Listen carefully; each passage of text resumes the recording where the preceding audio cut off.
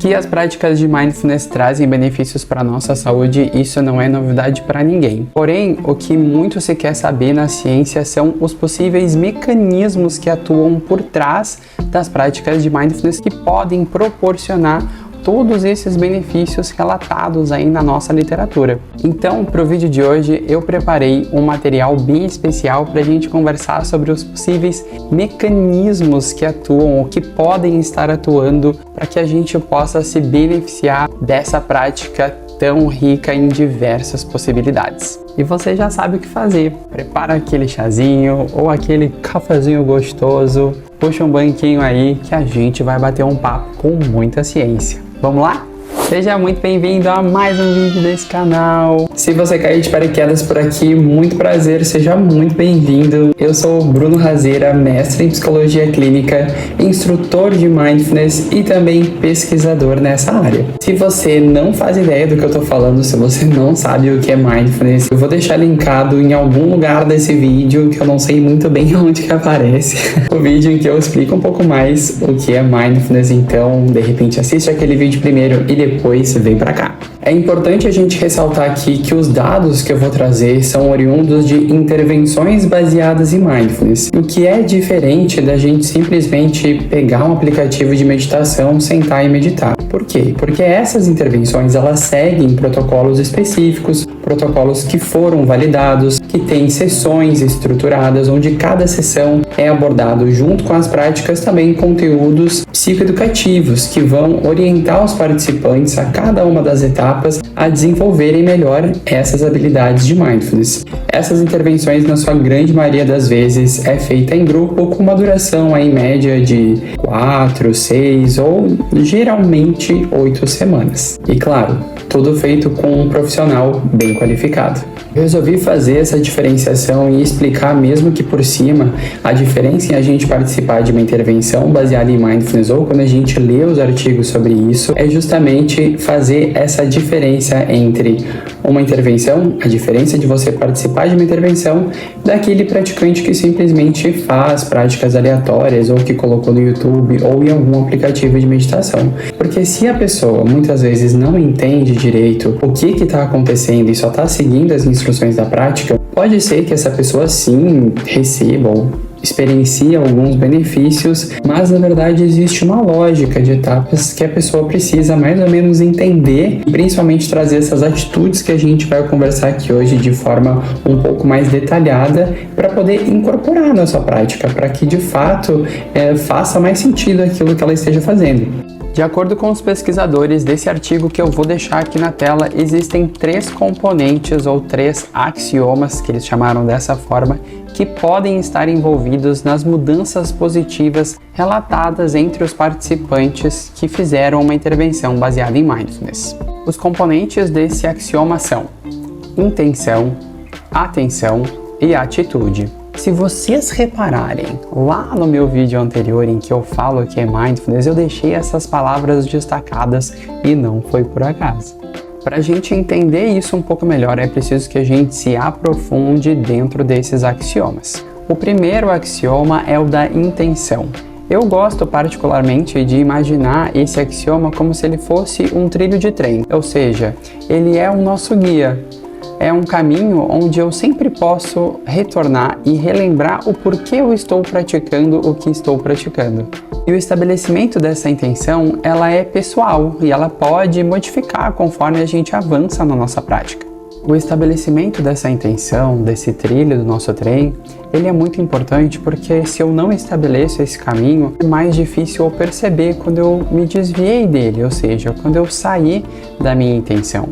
Então, ter esse estabelecimento pode fazer com que a gente retorne com mais facilidade, renovando essa intenção ao longo da prática. Um exemplo de uma intenção poderia ser, por exemplo, dedicar 5 ou 10 minutos do nosso dia para realizar alguma prática. Então, eu foco e estabeleço que durante aqueles 5 minutos eu vou me dedicar a realizar a prática.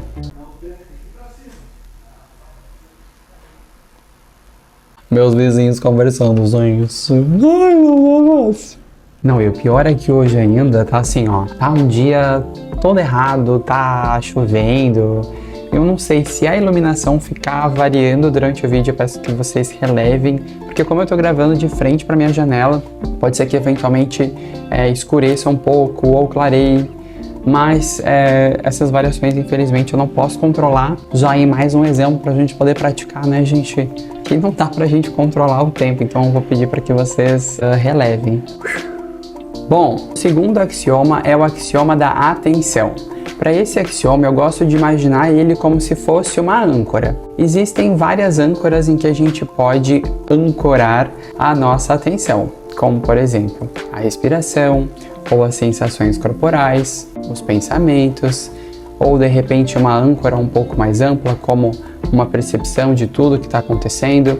Existem várias âncoras que a gente vai aprendendo ao longo dos programas. A mais comum, e a que talvez a maioria de vocês que já praticou conhece, é a âncora da respiração. Ter essas âncoras durante a prática, e principalmente quando a gente está aprendendo a meditar, é muito importante, porque é para ela que eu sempre vou retornar a minha atenção. E isso tudo conversa com a nossa intenção de praticar. Então é como se eu tivesse sempre um lugar onde eu pudesse ancorar a minha atenção, que nesse caso, no exemplo que a gente vai dar agora, é em relação à respiração. Então vamos voltar para o nosso exemplo. Já estabelecemos a nossa intenção de praticar de 5 a 10 minutos. Agora a gente vai repousar a nossa atenção na nossa respiração. E aí como que vai acontecer? A gente vai estar lá, sentou numa postura meditativa e a gente vai estabelecer essa intenção de prestar atenção na nossa respiração. O que vai acontecer na nossa mente nesse meio do caminho? A gente começa a prestar atenção na nossa respiração, nas nuances dela, e lá pelas tantas a nossa mente divaga.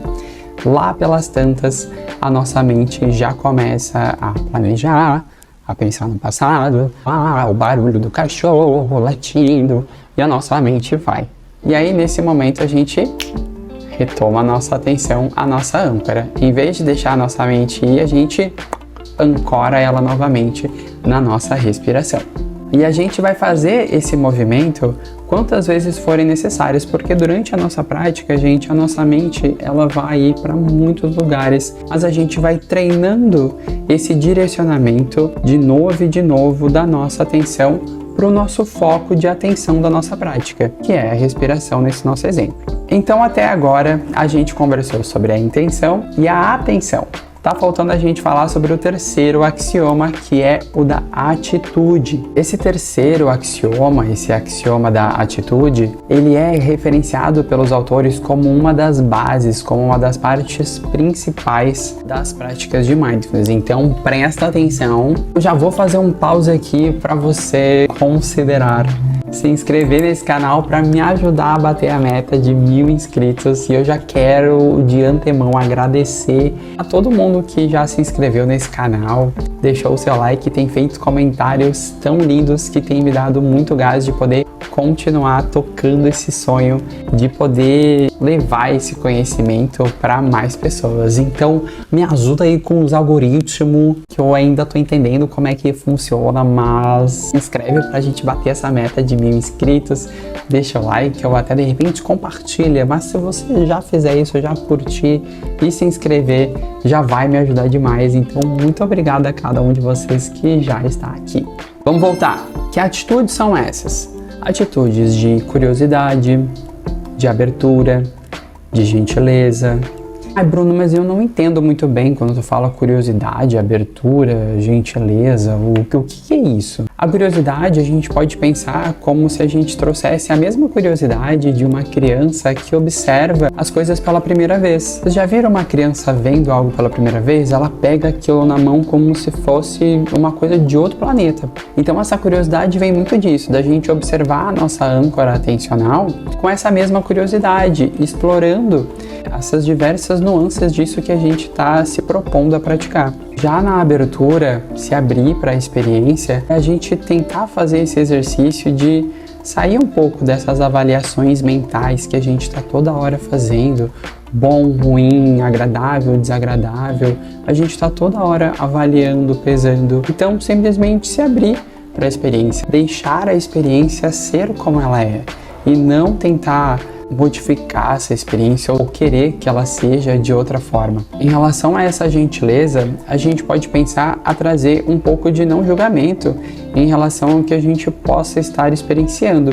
Por exemplo, a nossa mente ela vai devagar durante a prática, ou a gente pode estar com alguma dor naquele momento, e que a gente possa trazer também um pouco de cuidado pra gente nesse momento, de quando a nossa mente é devagar, ao invés da gente entrar numa autocrítica de pensar, nossa, já tô lá eu de novo divagando, mas eu não consigo, nossa, isso aqui não é pra mim, eu sou muito ruim, ou justo hoje, blá blá blá blá. Todos esses nossos diálogos mentais que a gente tem, é a gente poder trazer um pouquinho mais de autocuidado pra gente, de gentileza de entender que faz parte da experiência humana a gente poder ir devagar, ou ter algum dia que de repente a gente não tá muito bem, e poder acolher isso da melhor forma que a gente conseguir naquele momento. O que estamos fazendo na prática é trazendo essa intenção de prestar atenção em relação ao que está acontecendo no nosso momento presente, em relação às nossas sensações corporais, aos nossos pensamentos e às nossas emoções, trazendo essas atitudes de abertura, curiosidade e não julgamento, momento a momento. E trazer de forma intencional essas atitudes ao longo do cultivo das nossas práticas pode nos ajudar a não querer buscar por experiências sempre prazerosas ou querer nos afastar de experiências negativas. Porque se a gente está trazendo uma atitude de não julgamento ou de curiosidade, não existem experiências boas ou ruins. Existe o que é, existe a prática. E às vezes a prática é experienciar a ansiedade, às vezes a prática é experienciar alguma angústia, às vezes a prática também é experienciar algum sentimento de relaxamento, percebe? A prática não é sobre a gente sentir algo específico ou modificar a nossa experiência, simplesmente se abrir ao que já está presente. Um dos primeiros insights que a gente tem quando a gente começa a meditar é justamente ter consciência da consciência. Eu sei que isso é um pouco estranho e que quando a gente não pratica, parece que a gente é os pensamentos, parece que não tem como a gente se separar deles, né? Mas quando a gente começa a meditar, a gente consegue perceber que existe uma consciência por trás dessa consciência que pensa e que a gente não é os pensamentos. Então a gente consegue tomar um certo distanciamento desses pensamentos. O nome disso dentro da psicologia se chama disfusão cognitiva, que visa mudar a forma como a gente se relaciona e interage com os nossos pensamentos. E para fechar, que eu já tô me estendendo, eu acho que demais nesse vídeo, eu já cansei, meu Deus do céu. É muito mais difícil do que eu imaginava ficar explicando algo, falando com uma câmera e organizar os pensamentos. Haja edição. E sou eu mesmo, né, gente, que edito os vídeos, como vocês podem ver, que eu não consigo fazer muita coisa. Para fechar, tudo isso que a gente conversou, todas essas atitudes, podem estar sim relacionadas, todos esses mecanismos, a uma maior autorregulação, um maior autogerenciamento, uma maior flexibilidade emocional e cognitiva e também uma mudança de perspectiva em relação às coisas, de repente uma clarificação ou uma reclarificação de valores.